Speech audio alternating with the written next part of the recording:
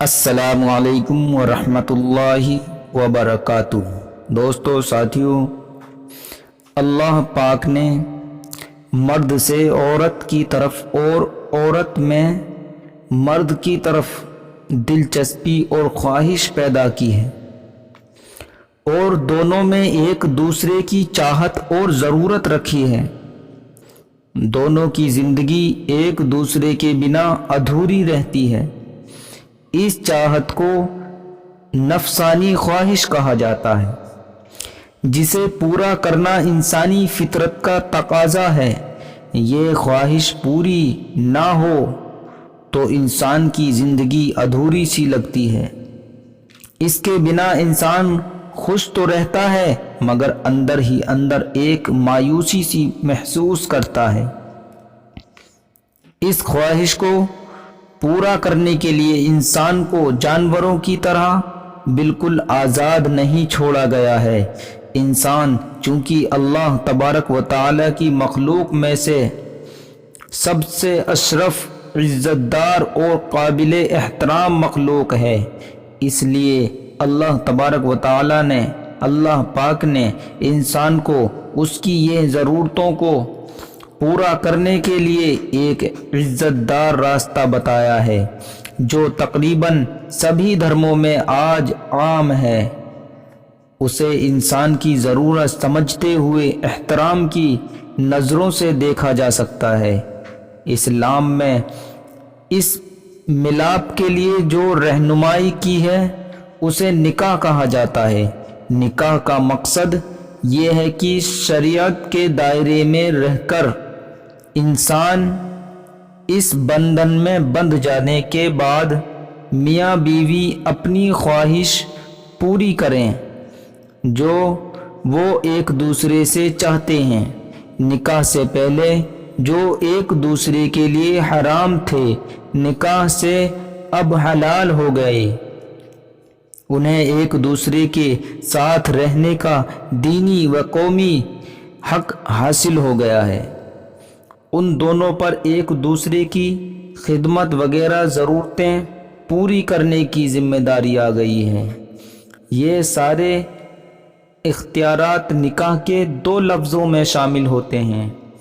چند لوگوں کی موجودگی میں دو گواہوں کے سامنے ایک نے کہا میں نے تم سے نکاح کیا، اور دوسرے نے کہا میں نے قبول کیا، بس نکاح ہو گیا۔ اس پاک رشتے میں بندھنے اور باندھنے کے لیے اتنا ہی کافی ہے۔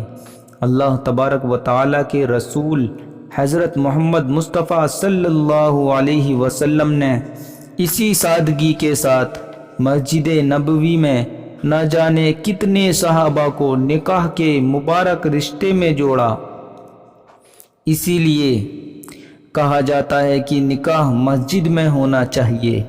بات صرف اتنی تھی، لیکن افسوس آج دنیا نے اسے کہاں سے کہاں پہنچا دیا ہے۔ اب تو سالوں پہلے سے اس کی تیاری ہونے لگ جاتی ہے۔ دونوں طرف سے خوب خرچے کرا کر انہیں تباہ کرنے کی اسکیمیں بنائی جاتی ہیں۔ اب تو حال یہ ہے کہ گھر میں لڑکی پیدا ہوئی اور پتہ ہے کہ اس کا نکاح 18 سے 20 سال بعد ہوگا، لیکن پیدا ہوتے ہی گھر والے اسے ایک بوجھ سمجھنے لگتے ہیں، اس کے لیے فکر مند ہو جاتے ہیں۔ بینکوں میں اس کے نام سے بچت کھاتہ کھول لیے جاتے ہیں۔ اس بچی کا بیمہ کرا دیا جاتا ہے۔ اس کے نام سے طرح طرح کی بچت اسکیموں کو تلاشنے میں لگ جاتے ہیں تاکہ اس کی شادی دھوم دھام سے ہو سکے۔ یہ سب کیوں ہوا؟ حقیقت تو یہ ہے کہ انسان نے اپنی قبر خود ہی کھود لی ہے۔ اللہ تبارک و تعالیٰ کی بخشی نعمتوں، لذتوں کو خود ہی اپنے لیے مصیبت و عذاب بنا ڈالا ہے۔ سکھ کے بدلے دکھ، راحت چین سکون کے بدلے بے چینی و پریشانی مول لے لی ہے۔ حالانکہ اسلامی نظریے سے اگر کسی کے کئی لڑکیاں ہوں تو بھی اسے فکر مند ہونے کی ضرورت نہیں ہے، لیکن آج کل تو ایک یا دو بیٹیاں بھی لوگوں پر بوجھ بن گئی ہیں۔ اسلامی شریعت میں نکاح کے معاملے میں لڑکے والوں پر کوئی بوجھ نہیں ہے، کسی پر کچھ خرچہ واجب نہیں کیا گیا ہے کہ اتنا اور یہ تو کرنا ہی پڑے گا۔ کسی کو ناشتہ پانی کھانا کھلانے پر بھی مجبور نہیں کیا گیا ہے۔ ہاں، ولیمے کی دعوت کو سنت قرار دیا گیا ہے، لیکن افسوس آج ہماری قوم نے اسلامی قدروں و رواجوں کو ایک طرف رکھ دیا ہے اور مانگنے اور کھانے پر اتر آئے ہیں۔ رشتہ طے ہوا کہ لڑکے والوں نے لڑکی والوں سے کہا کہ ہم بارات لے کر آئیں گے، باراتیوں کو یہ وہ کھلانا پڑے گا، یہ کھلانا ہوگا، وہ کھلانا ہوگا، وغیرہ وغیرہ، وہ سامان دینا ہوگا، یہ سامان دینا ہوگا۔ ایسے لوگ اللہ کی نظر میں سخت گناہ گار ہیں، جس کا انجام انہیں آخرت میں بھگتنا ہی ہوگا۔ آج کل لوگ ایک نیک بندہ جو عزت سے نوکری یا دھندا کر کے حلال کمائی کرتا ہے، اس کی آمدنی دیکھ کر رشتہ کرتے ہیں۔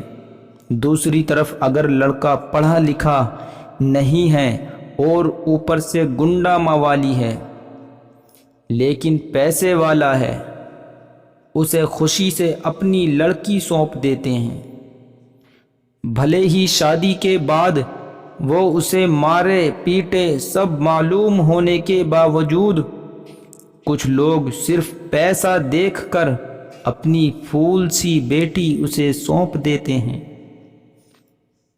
یہ ہے آج کل کے کچھ مسلمان۔ اللہ تبارک و تعالی سے ایسے لوگوں کو توفیق عطا فرمائے۔ اپنے آپ کو پڑھے لکھے مالدار و عزت دار سمجھنے والے نکاح کے معاملے میں بھکاری بن گئے ہیں، بھکاری۔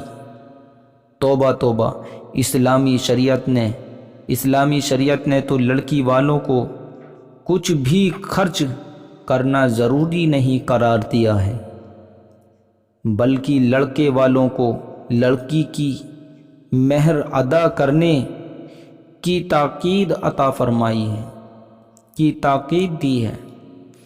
اللہ تبارک و تعالی ہمیں اپنے پیارے پیارے محبوب صلی اللہ تعالی علیہ وسلم کے صدقے و طفیل سے اسلامی شریعت پر چلنے کی توفیق عطا فرمائے، اپنے پیارے حبیب صلی اللہ تعالی علیہ وسلم کے بتائے ہوئے راستے پر چلنے کی توفیق عطا فرمائے۔ ہر مسلمان کو ان کی بیٹیوں کا نکاح باعزت کرنے کی توفیق عطا فرمائے، آمین۔ السلام علیکم ورحمۃ اللہ وبرکاتہ۔ دوستو، ساتھیو، ویڈیو کو لائک کریں اور شیئر کریں اور الحمد چینل 1 کو سبسکرائب کر لیں، اور آنے والی اسی طرح کی اور جانکاری کے لیے، اسلامی جانکاریوں کے لیے، اسلامی باتوں کے لیے، حدیثوں کے لیے، سنتوں کی باتوں کے لیے الحمد چینل 1 کو سبسکرائب کریں اور بیل آئیکن پریس کر دیں نوٹیفیکیشن کے لیے۔ السلام علیکم۔